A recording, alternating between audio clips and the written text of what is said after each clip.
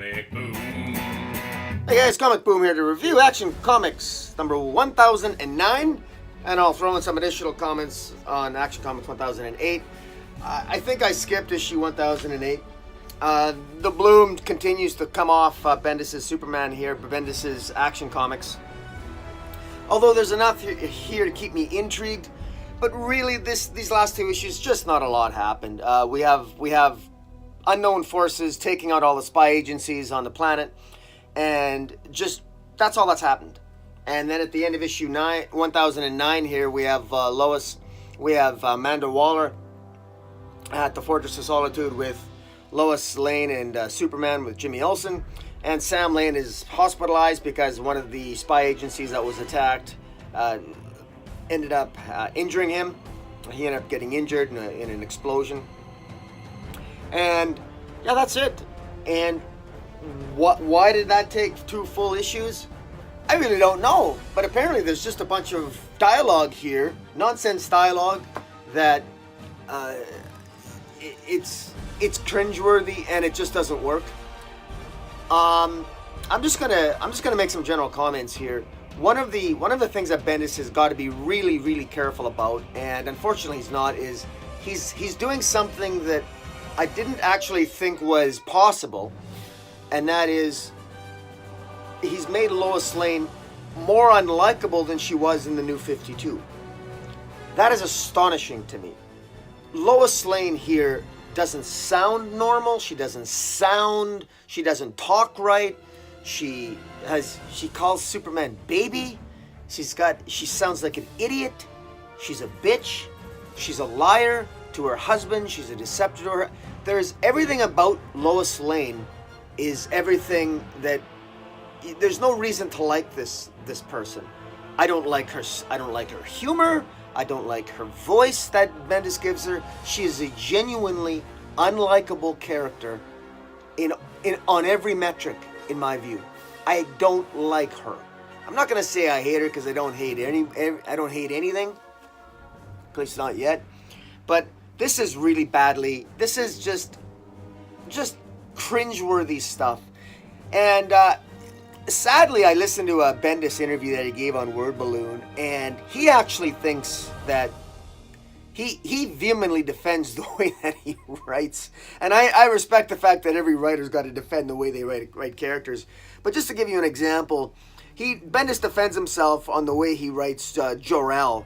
He doesn't. Instead of thinking of Jor-El as a crazy person like the rest of us do, who've actually read the Oz Effect and read the history and know that Jor-El is crazy, he thinks that everyone should just know that, you know, we all have a crazy old person in our family. I don't have a crazy psychotic in my family. Is that normal? You have a couple of those, do you, in your family, Bendis? That's your business. That's your business. But maybe you should talk to people before you take a character, and, you know, you actually, Bendis, I'm going to say this again. Go to Word Balloon and listen to his interview. He doesn't think that Jor-El's crazy. He's just a little eccentric. He's just like that, you know, just like every family has a... No, every family does not. Good God. But hey, you really get a sense that he really believes and he's passionate about what he's writing, and unfortunately, I don't see it getting better anytime soon. This action here, I think this is only going to get worse. Nothing happens here. This is a recap of issue 1008, which I skipped over reviewing because nothing happens in that. A spy agent, Amanda Waller now. There's just a bunch of spy agencies that are being wiped out by Leviathan.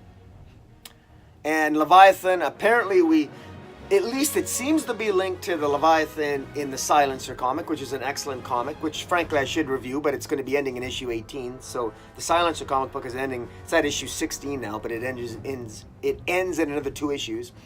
But Leviathan is run by Talia al Ghul, but apparently somebody else has taken over Leviathan, and apparently it might be the Spiral Agency. Now, here's another thing that Bendis not only disrespects characters, but he disrespects other people's continuity. And I'm going to say, Bendis makes reference to the Wonder Twins in this issue, so that's his continuity.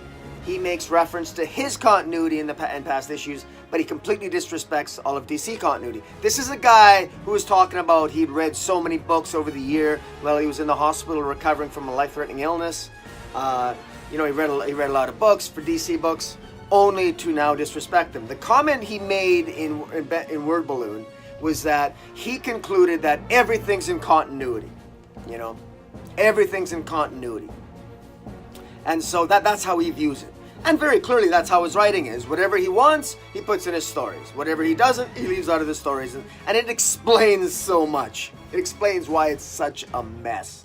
It explains why there's such an obvious disrespect for continuity in other comic books and not his own. He only respects his own, and he doesn't care what is going on in other comic books.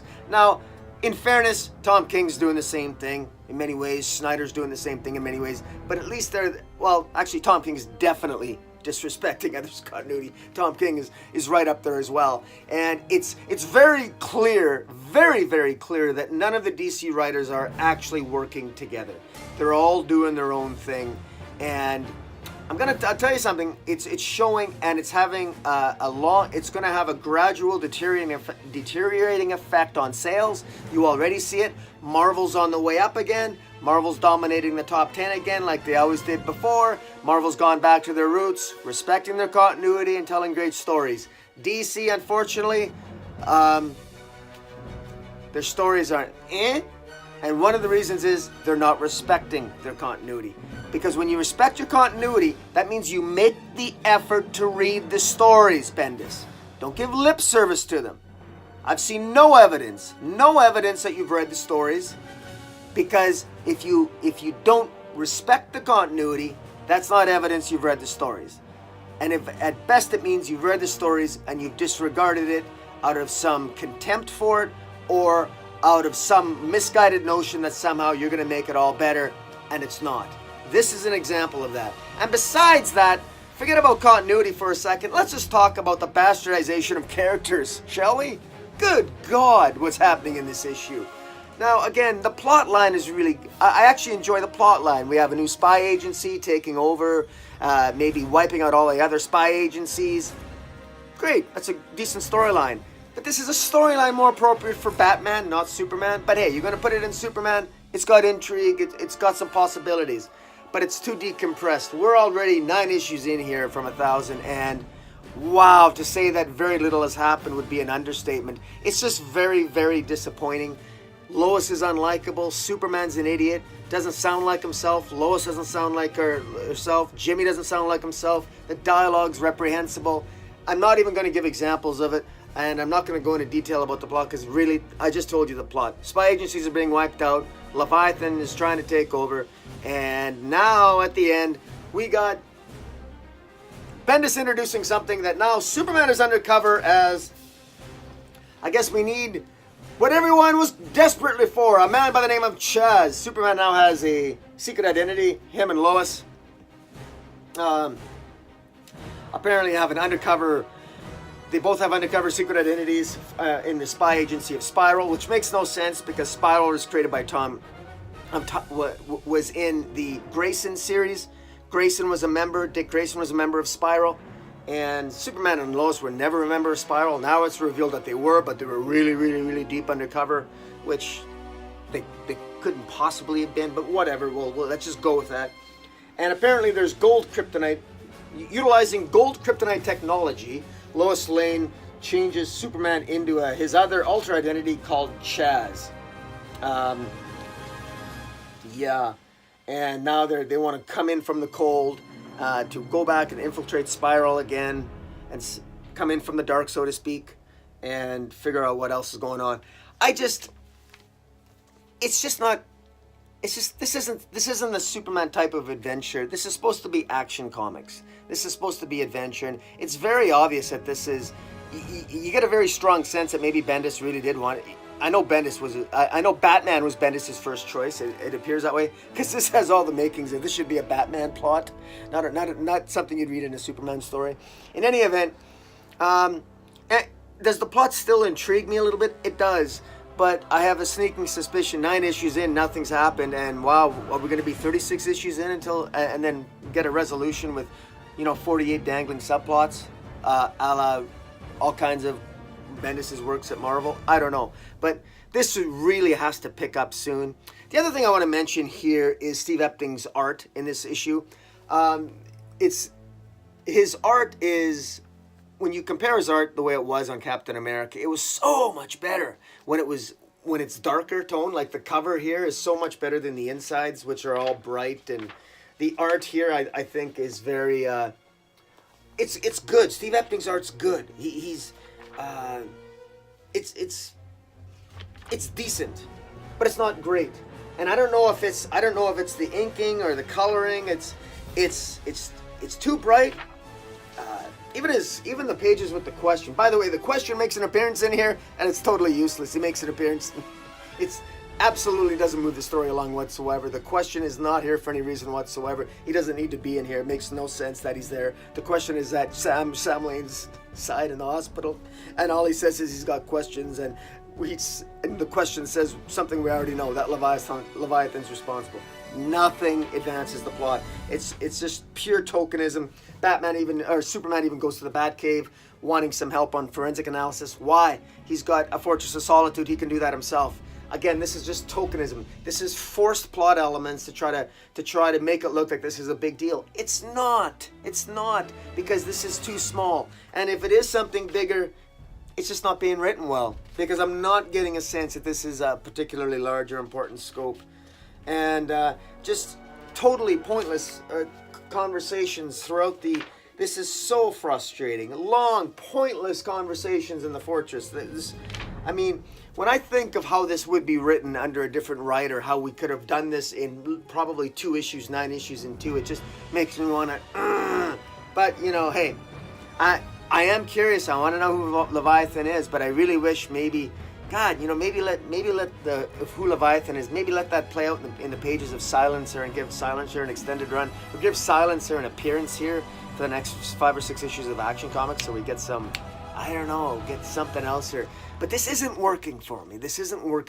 It's just not. There's something about this that isn't working. Even Steve Epting's art isn't really working. It's okay. It's everything is meh at this point. This is really, really underwhelming stuff. But guys, maybe you disagree with me. Tell me what you think of Action Comics 1009, practically a duplicate of 1008. Bendis, man, wow, disappointing. Sorry guys, another negative review, but so be it. And it's hard doing this. It is. I really enjoy. I can be very, very positive when I want to be, and this is difficult sometimes to. I hate sounding so relentlessly negative on this, but I've given positive reviews on Action in the past, in some of the past issues here, and so I'm up and down. But geez, man, the inconsistency is just crazy. Anyways, I'm done. Follow me on Twitter at Metropolis40. Hit the subscribe button. Until next time, Comic Boom out.